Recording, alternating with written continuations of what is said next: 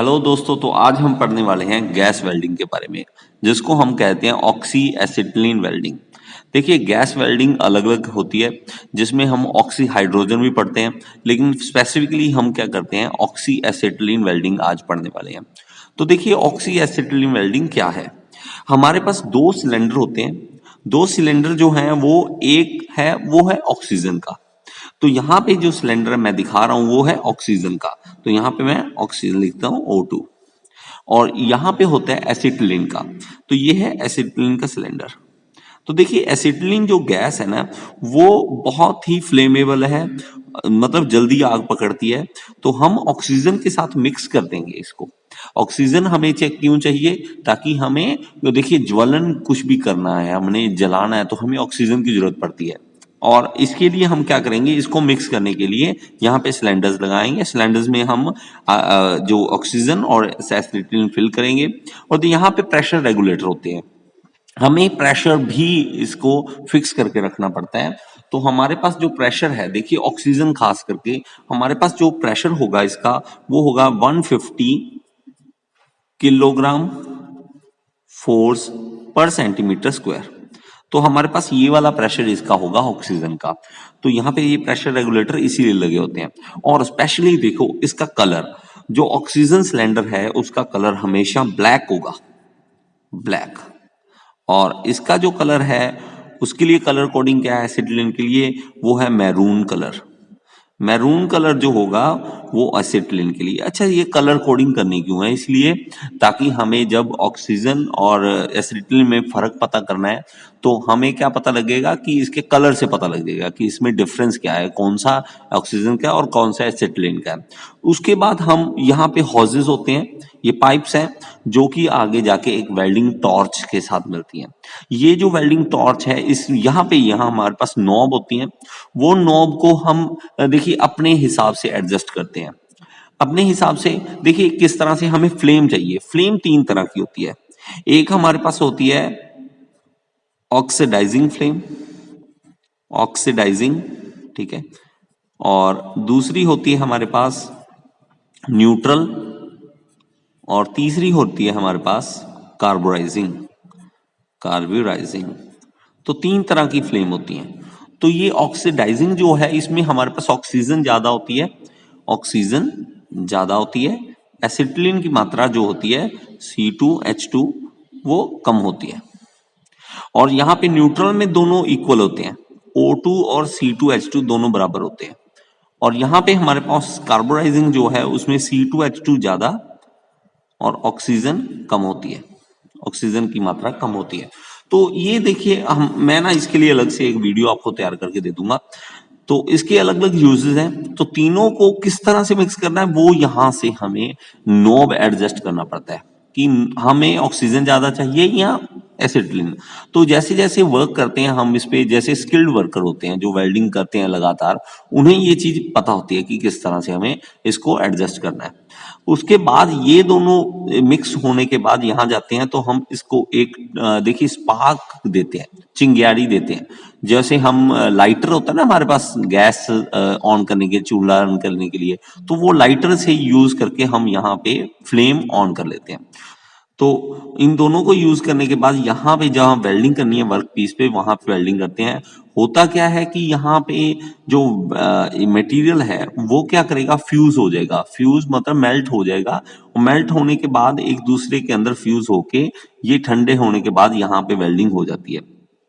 तो इस तरह से वेल्डिंग की जा सकती है। देखिए, आपने देखा होगा कहीं पे वेल्डिंग की शॉप है जहां पे गैस वेल्डिंग हो रही है, तो वहां पे अगर ये सिलेंडर नहीं है, ऑक्सीजन का सिलेंडर है, ये नहीं है, तो वहां पे क्या होगा, वहां पे हमारे हमारे पास कैल्शियम कार्बाइड होती है, जो कि पानी के अंदर अगर हम डालते हैं तो कैल्शियम कार्बाइड पानी के साथ रिएक्शन करने के बाद हमें C2H2 दे देती है, एसिटिलीन दे देती है।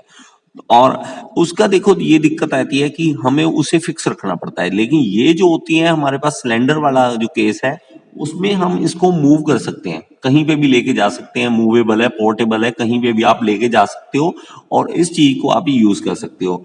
तो यहाँ देखो इसमें जो वेल्डिंग है, वेल्डिंग में आप देखिए कि हमारे पास जो टेम्परेचर अचीव होता है यहाँ पे, वो होता है 3100 डिग्री सेंटीग्रेड, 3100 डिग्री सेंटीग्रेड तक टेम्परेचर जा सकता है।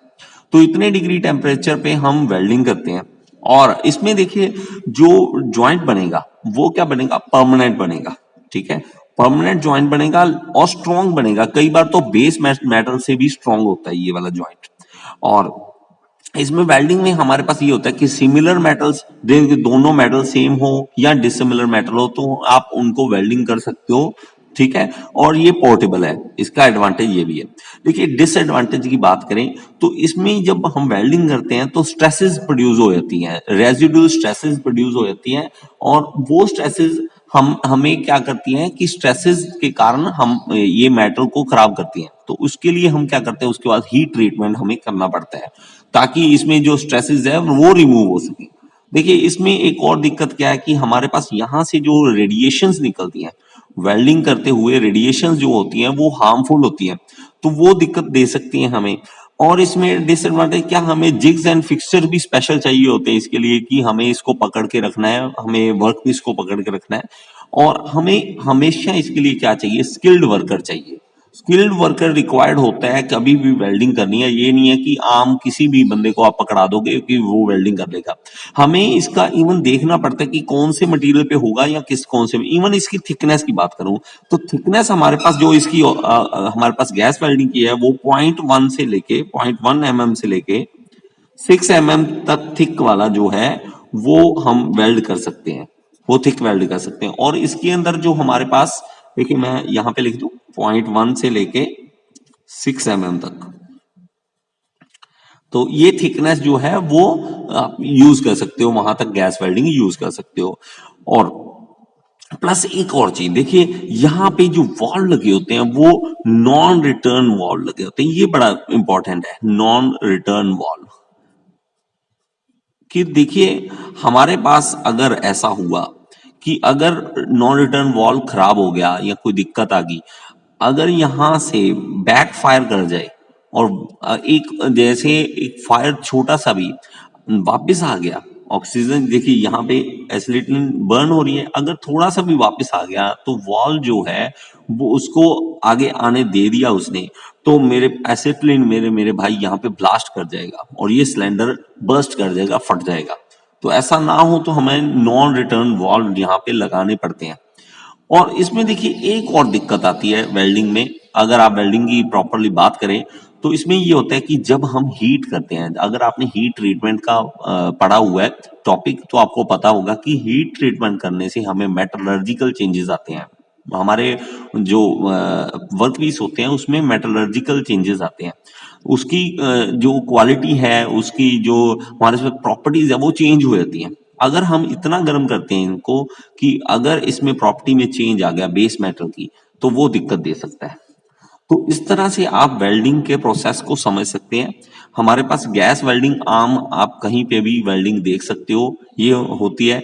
और ये मोस्टली जो यूज करते हो आप गैस वेल्डिंग वो स्टील के लिए, स्टील, कॉपर, एल्यूमिनियम, आयरन, इसके लिए आप ये यूज करते हो। और इवन इसको हम कटिंग प्रोसेस के लिए भी यूज करते हैं। और इसके लिए मैं आपको एक अलग से एक वीडियो बना के दे दूंगा जिसमें इसको एक्सप्लेन किया होगा। आपको इस चीज की समझ आई है या नहीं आई, आप मुझे कमेंट बॉक्स में जरूर बताएं। और मेरी और बनाई वीडियो अगर देखना चाहते हैं तो यूट्यूब के सर्च बॉक्स में लिख दीजिए जो भी आप टॉपिक पढ़ना चाहते हैं, टॉपिक का नाम, और साथ में लिख दीजिए गियर इंस्टीट्यूट। अगर मैंने उस टॉपिक पे वीडियो बनाई है तो आपके सामने आ जाएगी। Thank you so much.